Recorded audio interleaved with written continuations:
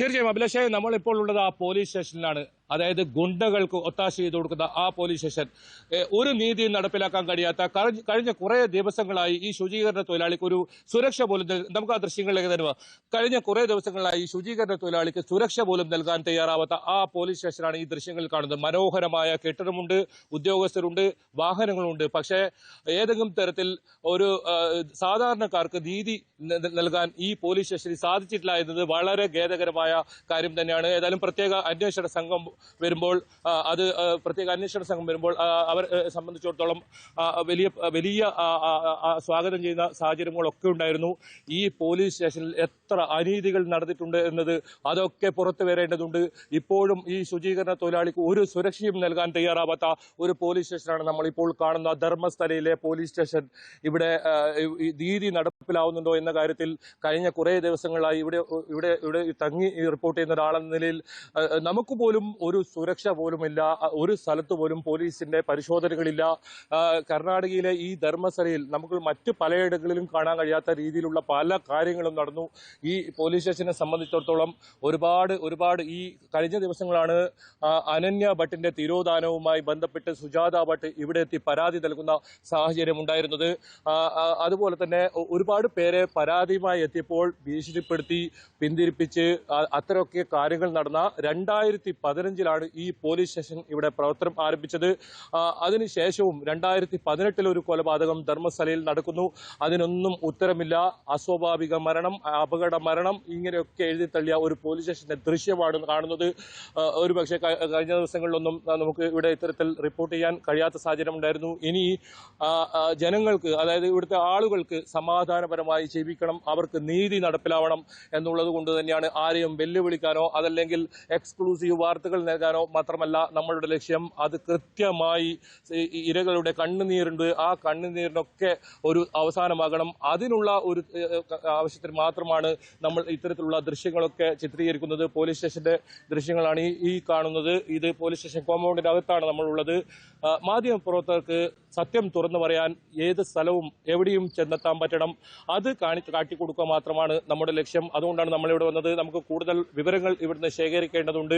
എന്തുകൊണ്ട് അന്വേഷണ സംഘത്തിൽ നിന്നും 2 പേർ പിന്മാറി? അത് വളരെ പ്രധാനമാണ്. ഈ ഒരു ഘട്ടത്തിൽ അന്വേഷണ സംഘം പ്രഖ്യാപിച്ചതിന് തൊട്ടു പിന്നാലെ തന്നെ പ്രത്യേകിച്ച് ആക്ഷൻ കമ്മിറ്റി ആവശ്യപ്പെട്ട പ്രകാരമുള്ള ആളുകളെയാണ് ഈ അന്വേഷണ സംഘത്തിൽ വെച്ചിട്ടുള്ളത്. അപ്പോൾ എങ്ങനെയാണ് 2 പേർ പിന്മാറിയത്? അതിനിടെയായ സാഹചര്യം എന്താണ്?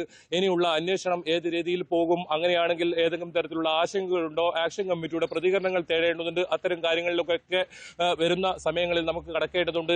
എന്തായാലും ഈ അന്വേഷണ സംഘത്തെ ഇപ്പോൾ ഈ ട്രസ്റ്റ് സ്വാഗതം ചെയ്തിരിക്കുന്നു എന്ന മറ്റൊരു പ്രധാനപ്പെട്ട വിവരം കൂടി നമുക്ക് ലഭിക്കുന്നുണ്ട്. എന്തായാലും ആ അന്വേഷണ സംഘം ഇന്ന് മുതലാണ് ഇത്തരത്തിൽ ആരംഭിക്കുമെന്ന് പറഞ്ഞത്.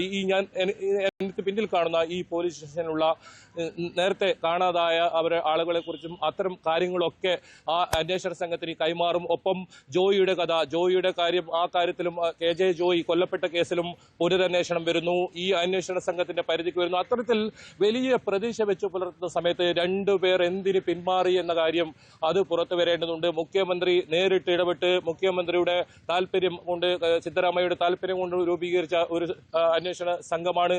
അതിൽ നിന്നും ഇത്ര പെട്ടെന്ന് പ്രഖ്യാപിച്ച് മണിക്കൂറുകൾക്ക് മുൻപ് 2 പേർ എന്തിന് പിന്മാറി എന്ന കാര്യം അത് വളരെ പ്രധാനമാണ്. എന്തായാലും ഇവിടെ നിന്നും ഒരു വിവരവും നമുക്ക് ലഭിക്കാത്ത പോലീസ് സ്റ്റേഷനാണ്. കഴിഞ്ഞ ദിവസങ്ങളിലൊക്കെ ഞാൻ ഈ പോലീസ് സ്റ്റേഷനിലെ ഉദ്യോഗസ്ഥരുമായി ബന്ധപ്പെട്ടിരുന്നു. ഏതെങ്കിലും തരത്തിൽ ഒരു വാർത്ത പോലും നൽകാൻ അല്ലെങ്കിൽ ഈ സംഭവത്തെക്കുറിച്ച് ഒരു വിവരം പോലും നൽകാൻ തയ്യാറാകാത്ത പോലീസ് സ്റ്റേഷനാണ്. ഇപ്പോഴും ഇത്തരത്തിലുള്ള പണവും സ്വാധീനവുമുള്ള ആളുകൾക്ക് വഴങ്ങിപ്പെടുന്ന ഒരുപാട് ഉദ്യോഗസ്ഥർ ഇവിടെ ഉണ്ടെന്ന് വേണം അതിൽ നിന്ന് മനസ്സിലാക്കാൻ. ഒരു നിയമവും നടപ്പിലാക്കാൻ ഇവർക്ക് സാധിച്ചിട്ടില്ല. ഈ കേസുമായി ബന്ധപ്പെട്ട് 1 ഇഞ്ച് പോലും മുന്നോട്ട് പോകാൻ ഇവിടെയുള്ള ഉദ്യോഗസ്ഥർക്ക് കഴിഞ്ഞിട്ടില്ല.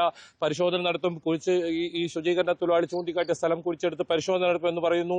പക്ഷേ അത് ഇതുവരെ ഉണ്ടായില്ല. എന്തായാലും ഇനി ഈ പോലീസ് സ്റ്റേഷനിൽ ഈ കേസുമായി ബന്ധപ്പെട്ട കാര്യങ്ങൾ ഒന്നും തന്നെ ഉണ്ടാകില്ല. അതെല്ലാം പ്രത്യേക അന്വേഷണ സംഘത്തിന്റെ പരിധിയിൽ വരും. അവരാണ് ഈ കേസ് അന്വേഷിക്കേണ്ടത്. ഇനി ഈ ഇരകൾക്ക് നീതി ലഭിക്കുമോ? ഈ മക്കൾ നഷ്ടപ്പെട്ടവർക്ക്, വർഷം കാത്തിരിക്കുന്നവർക്ക് അവരുടെ ഏറ്റവും അവസാനത്തെ ആഗ്രഹം അത് ലഭിക്കുമോ? അതൊക്കെയാണ് ഇനി വളരെ പ്രധാനം. എന്തായാലും ധർമ്മസ്ഥല ഇപ്പോഴും വാർത്തകളിൽ തന്നെ നിറഞ്ഞു നിൽക്കേണ്ട സാഹചര്യം, ഇവിടെ നിന്നും റിപ്പോർട്ട് തുടരെ ചെയ്യേണ്ട സാഹചര്യം, പലതരത്തിലുള്ള അട്ടിമറികളും നടക്കുന്നുണ്ടോ എന്ന് സംശയിക്കപ്പെടുന്ന സാഹചര്യം തന്നെയാണ് ധർമ്മസ്ഥലയിൽ നിന്നും ഇപ്പോഴും വരുന്നത്. അഭിലാഷ്, തീർച്ചയായും അതാണ് ബൈജു സൂചിപ്പിക്കുന്നത് പോലെ ഒരു ശുചീകരണ തൊഴിലാളി 100-ലധികം മൃതദേഹങ്ങൾ തനിക്ക് മറവ് ചെയ്യേണ്ടതായി വന്നു എന്ന് പറയുമ്പോൾ തന്നെ അതിനെ ശരിവെക്കുന്ന മട്ടിലുള്ള നിരവധിയായ പരാതികൾ ഇതിനു മുമ്പ് അവിടെ നിന്ന് ഉയർന്നിട്ടുണ്ട് എന്നതാണ് ഏറ്റവും എടുത്തു പറയേണ്ടത്. പ്രത്യേകിച്ച് 95 മുതലുള്ള കാലയളവിൽ 600-ലധികം ദുരൂഹമായ മരണങ്ങളോ കാണാതാകലുകളോ ഈ പ്രദേശത്ത് ഉണ്ടായിട്ടുണ്ട്. അതിനിടയിലാണ് ശുചീകരണ തൊഴിലാളി പറയുന്നത് ഈ വനമേഖലയിൽ 100-ലധികം മൃതദേഹങ്ങൾ കുഴിച്ചിടേണ്ടതായി തനിക്ക് വന്നുവെന്ന്.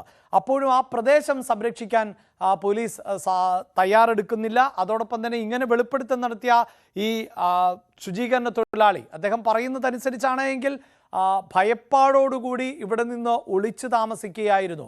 പല സ്ഥലങ്ങളിൽ മാറി മാറി താമസിക്കുകയായിരുന്നു. തനിക്ക് മാനസികമായി ഇത് മറച്ചുവെച്ച് മുന്നോട്ട് പോകാൻ പറ്റാതെ അത്രമേൽ വലിയ വീർപ്പുമുട്ടലുകൾ ഉണ്ടായതിനെ തുടർന്നാണ് താൻ ഇതെല്ലാം തുറന്നു പറഞ്ഞത് എന്നുള്ളതാണ്. എന്തുമാകട്ടെ, ആ തൊഴിലാളിയുടെ വെളിപ്പെടുത്തൽ ശരിയാകട്ടെ അല്ലെങ്കിൽ അത് അർദ്ധസത്യമാകട്ടെ, അപ്പോഴും ഇങ്ങനെ ഗുരുതരമായ ഒരു ആരോപണം ഉയരുമ്പോഴും ഈ തൊഴിലാളിക്ക് സുരക്ഷിതത്വം ഉറപ്പാക്കാനോ ഈ പ്രദേശത്തിന് സംരക്ഷണം ഒരുക്കാനോ ഒന്നും ഈ പോലീസ് സംവിധാനങ്ങൾ തയ്യാറായില്ല. അപ്പോൾ സ്വാഭാവികമായും ബൈജു റിപ്പോർട്ട് ചെയ്യുന്ന ആ പോലീസ് സ്റ്റേഷൻ ആരുടെ നിയന്ത്രണത്തിൽ ആണ്, ആരുടെ അധീനതയിലാണ്, അവിടുത്തെ ഉദ്യോഗസ്ഥർ ആർക്കു വേണ്ടിയാണ് ജോലി ചെയ്യുന്നത് എന്ന വലിയ ചോദ്യങ്ങളൊക്കെ ഉയർന്നുകൊണ്ടേ ഇരിക്കുന്നു.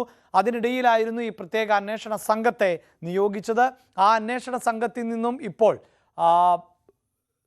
ഉദ്യോഗസ്ഥർ പിന്മാറുന്നു എന്ന വിവരം കൂടിയാണ് പുറത്തു വരുന്നത്. 2 ഉദ്യോഗസ്ഥർ സംഘത്തിൽ നിന്ന് പിന്മാറി എന്നുള്ളതാണ്. അതെന്തുകൊണ്ട് എന്നതിൽ കൂടുതൽ വ്യക്തത കൈവരേണ്ടതുണ്ട്. അവർക്ക് മറ്റേതെങ്കിലും തരത്തിലുള്ള സാങ്കേതികമായ പ്രയാസങ്ങൾ ആണോ എന്നതും അറിയേണ്ടതുണ്ട്. അതെയോ ഈ പറയുന്നത് പോലെ എന്തെങ്കിലും പ്രയാസങ്ങൾ സൃഷ്ടിച്ചെടുക്കുകയാണോ? കാരണം മറുഭാഗത്ത് വലിയ ദൗത്യമാണ് പൂർത്തീകരിക്കേണ്ടത്. വലിയ സംശയങ്ങൾ ഉയരുന്നത് അത്രമേൽ വലിയ ഗ്രൂപ്പിന് നേരെ ആണ്. ആ ഗ്രൂപ്പിലേക്ക് അന്വേഷണം എത്തിപ്പെടേണ്ടതുണ്ട്. അന്വേഷണ സംഘത്തിന് പോലും മുന്നോട്ട് പോവുക എന്നത് പ്രയാസകരമാണ്. അവരുടെ ജീവന് ഭീഷണി ഉണ്ടാകുന്ന സാഹചര്യം, ഭരണകൂടങ്ങളെ സ്വാധീനിക്കാൻ ശേഷിയുള്ളവർ ആണ് മറുഭാഗത്ത്. അങ്ങനെയൊക്കെയുള്ള പശ്ചാത്തലത്തിൽ പോലും ഈ അന്വേഷണ സംഘത്തിൽ വലിയ പ്രതീക്ഷയായിരുന്നു ആക്ഷൻ കൗൺസിൽ ഉൾപ്പെടെ വെച്ചു പുലർത്തിയിരുന്നത് എന്നതാണ്. അതിനിടയിലാണ് ഇപ്പോൾ ഉദ്യോഗസ്ഥർ പിന്മാറുന്നു എന്ന് മനസ്സിലാക്കാൻ സാധിക്കുന്നത്. ബൈജു ഇപ്പോഴും ആ പോലീസ് സ്റ്റേഷനിൽ തുടരുമ്പോൾ, ബൈജു ഈ പോലീസ് സ്റ്റേഷൻ വളരെ വൈകിയാണ്, അതായത് അവിടെ മറ്റൊരു തരത്തിലുള്ള ഭരണകൂടം എന്ന് വേണമെങ്കിൽ പറയാവുന്ന ഗ്യാങ്ങുകൾ അവരാണല്ലോ എല്ലാം നിയന്ത്രിച്ചിരുന്നത്. പക്ഷേ ഈ പറയുന്നത് പോലെ അനന്യ ഭട്ടിൻ്റേതുൾപ്പെടെയുള്ള തിരോധാനങ്ങൾ വലിയ തോതിൽ ചർച്ച ചെയ്യപ്പെടുന്നു. പിന്നീട് ആക്ഷൻ കൗൺസിലുകളും ഒക്കെ മറ്റ് സൗജന്യയുടെ മരണവുമായി ബന്ധപ്പെട്ട് രൂപീകരിക്കപ്പെടുന്നു. അങ്ങനെ പ്രാദേശികമായ അടക്കം ചില എതിർപ്പുകളും വിയോജിപ്പുകളും ഉണ്ടായി. പക്ഷേ അവർക്കൊന്നും ഇങ്ങനെ ഒരു സ്ഥലത്ത് പ്രതിഷേധിച്ചുകൊണ്ട് മുന്നോട്ട് പോവുക എന്നത് പ്രാക്ടിക്കലല്ല. ഈ പോലീസ് സ്റ്റേഷൻ എന്നത് കേവലം ഒരു പോലീസ് സ്റ്റേഷൻ ഉണ്ട് എന്ന് പറയുന്നതിന് വേണ്ടി മാത്രം പ്രവർത്തിക്കുന്ന ഒരു സ്ഥാപനമായി മാറി. അങ്ങനെയാണോ നമുക്ക് മനസ്സിലാക്കേണ്ടത്? അതിനപ്പുറത്ത് ഇത്രമേൽ വലിയ ആരോപണങ്ങളൊക്കെ വരുമ്പോൾ അത് അവരുടേതായ തലത്തിൽ അന്വേഷിക്കണമല്ലോ. അതായത് ആ പ്രദേശത്തിനൊരു കോട്ടവും സംഭവിക്കേണ്ട, അല്ലെങ്കിൽ ആ പ്രദേശത്തിനൊരു ചീത്തപ്പേരുണ്ടാകേണ്ട, അതൊക്കെ ശരി. എങ്കിൽ പോലും പോലീസ് സംവിധാനത്തിൻ്റെ ഉത്തരവാദിത്തമുണ്ടല്ലോ. ഇത്രയധികം പരാതികൾ ഉയർന്നു വരുന്നു, ഇതിനു മുമ്പ് പല പരാതികളും അവിടെ ലഭിക്കുന്നു. അതിലെന്താണ് നിജസ്ഥിതി എന്നറിയാനുള്ള ഒരു ചെറിയ ശ്രമം പോലും ഈ പോലീസ് സ്റ്റേഷനിൽ നിന്നോ പോലീസുകാരിൽ നിന്നോ ഉണ്ടായില്ല എന്നാണോ മനസ്സിലാക്കേണ്ടത്?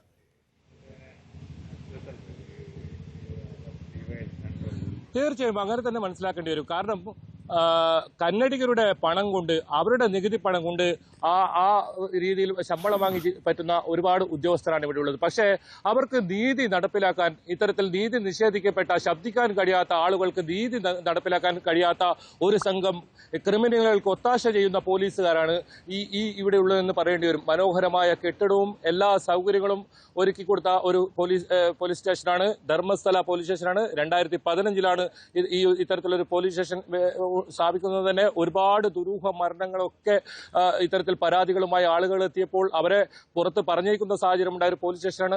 ആ പോലീസ് സ്റ്റേഷനിലാണ് ഇത്തരത്തിൽ വീണ്ടും നീതി നിഷേധങ്ങൾ ഉണ്ടായിരിക്കുന്നത്. നമുക്ക് പോലീസ് സ്റ്റേഷന്റെ ദൃശ്യങ്ങളിലേക്ക് തന്നെ പോകാം. അഭിലാഷ്, ഇതാണ് ആ പോലീസ് സ്റ്റേഷന്റെ കെട്ടിടം. നമുക്ക് ദൃശ്യങ്ങളിൽ കാണാം. കുറച്ചുകൂടി നമുക്ക് ഈ പോലീസ് സ്റ്റേഷന്റെ അടുത്തേക്ക് പോകാം. കാരണം ഇതൊക്കെ ജനങ്ങൾ കാണേണ്ടതാണ്. പ്രത്യേകിച്ച് കന്നഡ ജനങ്ങളാണ് ഇപ്പോൾ ന്യൂസ് 8 കൂടുതലായും പ്രേക്ഷകരായുള്ളത്. അവർ കാണേണ്ടതാണ് എന്താണ് ഇവിടെ സംഭവിക്കുന്നതെന്ന്. പേരിന് ഒരു പറവുകാരനെ പോലും ഇവിടെ കാണാനില്ല. ഒരു ജീപ്പും മനോഹരമായ കെട്ടിടവും മാത്രമേ ദൃശ്യങ്ങളിൽ കാണാനുള്ളൂ. വലിയ കോളിളക്കം നിറഞ്ഞ രാജ്യം പോലും ചർച്ച ചെയ്യുന്ന വലിയ ഒരു കേസിന്റെ ചുരുള് അഴിക്കേണ്ട സമയമാണ്. ഒരു പോലീസുകാരനെ പോലുമില്ല. ദൃശ്യങ്ങൾ, കൃത്യമായ ദൃശ്യങ്ങൾ, ധർമ്മസ്ഥല പോലീസ് സ്റ്റേഷന്റെ കൃത്യമായ ദൃശ്യങ്ങൾ പ്രേക്ഷകർക്കായി ഇന്ന് നമ്മൾ ഓരോ ദൃശ്യങ്ങളും ഇത്തരത്തിൽ കൃത്യമായി പ്രേക്ഷകരിലേക്ക് എത്തിക്കുന്നുണ്ട്. ഇത് പലപ്പോഴും നേരത്തെയൊക്കെ നമ്മളോട് ആവശ്യപ്പെട്ടതാണ്. ഇതാണ് അവരുടെ വാഹനം. ഈ ഒരു വാഹനവും മറ്റ് ഉദ്യോഗസ്ഥരൊന്നും ഇപ്പോൾ ഇവിടെ കൂടുതൽ കാണാൻ സാധിക്കില്ല. ഒരു ഉദ്യോഗസ്ഥനെ ഇപ്പോൾ പോലീസ് സ്റ്റേഷനിൽ എത്തിയിരിക്കുന്നത്. പുറത്ത് നമുക്കൊരു ഉദ്യോഗസ്ഥനെ കാണാം. Welcome Dharmasthala police station. ഇതാണ് അവിടെ നമുക്ക് ബോർഡായി കാണാനുള്ളത്. ദൃശ്യങ്ങൾ കൃത്യമായി കാണാം. നേരത്തെ സൂചിപ്പിച്ചതുപോലെ തന്നെ, അഭിലാഷ് സൂചിപ്പിച്ചതുപോലെ തന്നെ, ഈ കേസിൽ തുടക്കം മുതലേ വലിയ അട്ടിമറി നടന്ന ഒരു പോലീസ് സ്റ്റേഷനാണിത്, ധർമ്മസ്ഥല പോലീസ് സ്റ്റേഷൻ. സാധാരണക്കാർക്ക് ഏതെങ്കിലും തരത്തിൽ സുരക്ഷ, ജീവനും സ്വത്തിനും സംരക്ഷണം വേണ്ടവർക്ക് ഒന്നും തന്നെ ലഭിക്കാത്ത ഒരു പോലീസ് സ്റ്റേഷനാണിത്. അത് കൃത്യമായി പറയേണ്ടി വരും. നമുക്ക് പോലും അനുഭവമാണ്. നമ്മളിപ്പോൾ കഴിഞ്ഞ സമയങ്ങളിലൊക്കെ പ്രേക്ഷകർക്ക് കാണാനായി ഇവിടെയുള്ള ആളുകൾക്ക് ഇത്തരത്തിൽ ഒരു ധൈര്യം അതുവഴി ലഭിക്കുമെങ്കിൽ അതിനായി നമ്മൾ പല സ്ഥലങ്ങളിലും പോയിരുന്നു. അത് തത്സമയം തന്നെ നമ്മൾ ഇപ്പോഴും ആ തത്സമയത്തിൽ തന്നെയാണ്. നമ്മൾ 9 മണിക്ക് തുടങ്ങിയതാണ് ഈ ബുള്ളറ്റിൻ. അപ്പോൾ മുതലുള്ള തത്സമയ ദൃശ്യങ്ങൾ തന്നെയാണ് നമ്മൾ കാണിക്കുന്നത്. അപ്പോഴൊന്നും ഒരു പോലീസ് ഉദ്യോഗസ്ഥൻ പോലും ഈ പ്രധാനമായ വളരെ സംഘർഷാത്മകമായ സ്ഥലമാണ്. ആക്ഷൻ കമ്മിറ്റി ഭാരവാഹികൾ രാവിലെ എത്താമോ എന്ന് ചോദിച്ചപ്പോൾ അവർക്ക് അവിടെ വരുന്നതിൽ ഒരു ചെറിയൊരു മടി ഉണ്ടായിരുന്നു. കാരണം ഏതെങ്കിലും തരത്തിലൊരു സംഘർഷാവസ്ഥ ഉണ്ടാകേണ്ട എന്നതുകൊണ്ട് തന്നെയാണ്. അതല്ലാതെ ഏതെങ്കിലും ഗുണ്ടാ സംഘങ്ങളുടെ, ഡി ഗ്യാങ് പോലുള്ള ഗുണ്ടാ സംഘങ്ങളുടെ ഭീഷണിക്ക് ഭയന്നിട്ടൊന്നുമല്ല. പക്ഷേ ഏതെങ്കിലും തരത്തിൽ ഒരു സംഘർഷം ഉണ്ടാകേണ്ട എന്നുള്ളത് അവർക്ക് വരാനൊരു മടി ഉണ്ടായിരുന്നതുകൊണ്ട് ഞാൻ ഒഴിവാക്കിയായിരുന്നു. എൻ്റെ സ്വന്തം റിസ്കിൽ തന്നെ ഞാൻ പോയിക്കൊള്ളാമെന്ന് പറയുമായിരുന്നു. എന്തായാലും ഇവിടെ ഇനിയിപ്പോൾ നമുക്കറിയേണ്ടത് ഈ പ്രത്യേക അന്വേഷണ സംഘത്തിന്റെ ഉദ്യോഗസ്ഥർ ആരെങ്കിലും ഇവിടെ ഇന്ന് എത്തുന്നുണ്ടോ? ഇവിടുത്തെ പോലീസുമായി ഏതെങ്കിലും കൂടിയാലോചന നടക്കുന്നുണ്ടോ? ഇന്നത്തെ അന്വേഷണ സംഘത്തിന്റെ കൂടുതൽ വിവരങ്ങൾ ഇവിടെ നിന്നും ശേഖരിക്കുന്നുണ്ടോ? അത്തരം കാര്യങ്ങളൊക്കെ അറിയേണ്ടതുണ്ട്. സമയം 10 മണിയോട് അടുക്കുന്നതേ ഉള്ളൂ. അല്പസമയത്തിനകം അത്തരം വിവരങ്ങളൊക്കെ നൽകാൻ സാധിക്കുമായിരിക്കും. നമുക്ക് പ്രധാനമായും ഈ ശുചീകരണ തൊഴിലാളിയുടെ വെളിപ്പെടുത്തലിൽ ഇതിലെന്ത് അന്വേഷണം, തുടരന്വേഷണം ഏത് രീതിയിൽ തുടങ്ങും, ആരെയൊക്കെ ഇത്തരത്തിൽ മൊഴി രേഖപ്പെടുത്തും, നമുക്ക് മനസ്സിലാക്കാൻ സാധിക്കുന്നത് ശുചീകരണ തൊഴിലാളിയുടെ മൊഴി പോലീസ് രേഖപ്പെടുത്തുമെന്നാണ്. ആദ്യം ഈ ശുചീകരണ തൊഴിലാളിയുടെ മൊഴി രേഖപ്പെടുത്തുമെന്ന വളരെ പ്രധാനപ്പെട്ട ഒരു വിവരം വരുന്നുണ്ട്. അത് വിശദമായ മൊഴി രേഖപ്പെടുത്തുമെന്നായിരുന്നു ഇന്നലെ ആക്ഷൻ കമ്മിറ്റിക്ക് കിട്ടിയ വിവരം. അതോടൊപ്പം അനന്യ ഭട്ടിന്റെ തിരോധാനവുമായി ബന്ധപ്പെട്ട് അമ്മ സുജാത ഭട്ടിന്റെ മൊഴിയും വിശദമായി രേഖപ്പെടുത്തും. കാരണം അവര് ഇത്രയും വർഷം 23 വർഷമായി മകൾക്ക് വേണ്ടി അവരുടെ ജോലിയൊക്കെ ഉപേക്ഷിച്ച് ഇവിടെ തന്നെ ധർമ്മസ്ഥലയിലെ ഈ ആക്ഷൻ കമ്മിറ്റിയുടെ പല ഭാരവാഹികളായ പല ആളുകളുടെയും വീട്ടിൽ മാറി മാറി താമസിക്കുന്ന ഒരു സാഹചര്യമാണ്. ഇപ്പോഴും അവർക്ക് ക്യാമറയ്ക്ക് മുന്നിൽ വരാനുള്ള ഒരു മാനസികാവസ്ഥയിലല്ല അവർ ഉള്ളത്. അത് ഇന്നലെ അവർ അത്തരത്തിൽ നമ്മളോട് റിക്വസ്റ്റ് ചെയ്തപ്പോൾ നമ്മൾ അവരെ ഒഴിവാക്കുകയായിരുന്നു. ഏതെങ്കിലും തരത്തിൽ അത്തരം ദൃശ്യങ്ങൾ കാട്ടി അതല്ലെങ്കിൽ പുതിയ ദൃശ്യങ്ങൾ കാട്ടി പ്രേക്ഷകരെ പ്രീതി നേടുകയല്ല. ഇതിൽ അന്വേഷണം കൃത്യമായി നടക്കണം. അതിൽ എന്തൊക്കെ ഇടപെടൽ ന്യൂസ് 8 നടത്താൻ പറ്റുമോ അത് ആക്ഷൻ കമ്മിറ്റിയെ സംബന്ധിച്ചിടത്തോളം വലിയ ആശ്വാസമാണ്. ഈ നീതിക്കായി കാത്തിരിക്കുന്ന ഒരുപാട് ആളുകൾക്ക് അത് വലിയ ആശ്വാസമാണ്. അത് തന്നെയാണ് ന്യൂസ് 8 കൃത്യമായി ലക്ഷ്യമിടുന്നത്. എന്തായാലും ധർമ്മസ്ഥല പോലീസിൽ നിലവിൽ ഇപ്പോൾ അന്വേഷണ സംഘം ആരും തന്നെ എത്തിയിട്ടില്ല. ഇനി ഇവിടെ റെസ്റ്റ് ഹൗസ് ഉണ്ട് തൊട്ടടുത്ത്. അവിടെ ക്യാമ്പ് ചെയ്ത് ഈ ഉദ്യോഗസ്ഥരുമായി കൂടിയാലോചന നടത്തിയ അത്തരം കാര്യങ്ങളായിരിക്കുമെന്ന് ഇതുവരെ അത്തരം വിവരങ്ങളൊന്നും ലഭ്യമായിട്ടില്ല. എന്തുകൊണ്ട് 2 അന്വേഷണ ഉദ്യോഗസ്ഥർ പിന്മാറി? ഇനി ഏതെങ്കിലും തരത്തിൽ അതിൽ വല്ല അട്ടിമറിയുണ്ടോ? അതല്ല ആശങ്കപ്പെടേണ്ട സാഹചര്യമില്ല എന്നാണോ? അതൊക്കെ ഇനി ആക്ഷൻ കമ്മിറ്റിയുടെ ഭാഗത്തു നിന്നും കൂടുതൽ വിവരങ്ങൾ വരേണ്ടതുണ്ട്. ഒപ്പം അഭിഭാഷകരുടെ കൃത്യമായി ഈ കേസ് ഫോളോ ചെയ്യുന്ന ഒരു കൂട്ടം അഭിഭാഷകരുണ്ട്. ആ അഭിഭാഷകരുടെ ഭാഗത്തു നിന്നുള്ള ഒരു പ്രതികരണം വരേണ്ടതുണ്ട്. അതും അല്പസമയത്തിനകം തന്നെ വരും. എന്തായാലും അത്തരം കൂടുതൽ കാര്യങ്ങളിലേക്ക് ഇനി അറിയേണ്ടതുണ്ട്. അതോടൊപ്പം എന്താണ് ഇനി അന്വേഷണത്തിന്റെ തുടക്കം? അത് ശുചീകരണ തൊഴിലാളിയിൽ നിന്നായിരിക്കുമോ? ഇപ്പോഴും ആ ശുചീകരണ തൊഴിലാളി ആക്ഷൻ കമ്മിറ്റിയുടെയും അഭിഭാഷകരുടെയും സംരക്ഷണയിലാണ്. അവരിൽ നിന്നായിരിക്കുമോ ഈ തുടക്കം? അത് അറിയേണ്ടതുണ്ട്. അനന്യ ഭട്ടിന്റെ തിരോധാനവുമായി ബന്ധപ്പെട്ട് അമ്മ സുജാത ഭട്ടിനെ എന്നാണ് വിശദമായി മൊഴി രേഖപ്പെടുത്തുക? അത്തരം കാര്യങ്ങൾ അറിയേണ്ടതുണ്ട്. അതുകൂടാതെ ആക്ഷൻ കമ്മിറ്റി കമ്മിറ്റി ഭാരവാഹികളെയും ഈ അന്വേഷണ സംഘം കേൾക്കും എന്ന ഒരു കാര്യം പറഞ്ഞിട്ടുണ്ട്. ഇതോടൊപ്പം ഇതിനുവേണ്ടിയായി പ്രവർത്തിക്കുന്ന അഭിഭാഷകരെ ഉൾപ്പെടെ ഇവർ കൂടിക്കാഴ്ച നടത്തും. അത്തരത്തിൽ വിപുലമായ ഒരു അന്വേഷണമാണ് നേരത്തെ പ്രഖ്യാപിക്കപ്പെട്ടിരുന്നത്. പക്ഷെ അതിലെന്താണ് ഇനി അടുത്ത ഘട്ടം എന്നത് നമുക്ക് വരും മണിക്കൂറുകളിൽ മാത്രമേ പറയാൻ സാധിക്കൂ. ഇനി ഏതായാലും ധർമ്മസ്ഥലയെ സംബന്ധിച്ചിടത്തോളം കഴിഞ്ഞ കുറേ ദിവസങ്ങളായി നമ്മൾ ഉയർത്തിക്കൊണ്ടുവന്ന ഈ വിഷയം നിർണായക ഘട്ടത്തിലേക്ക് കടക്കുന്നു എന്ന് വേണം പറയാൻ. അഭിലാഷ്.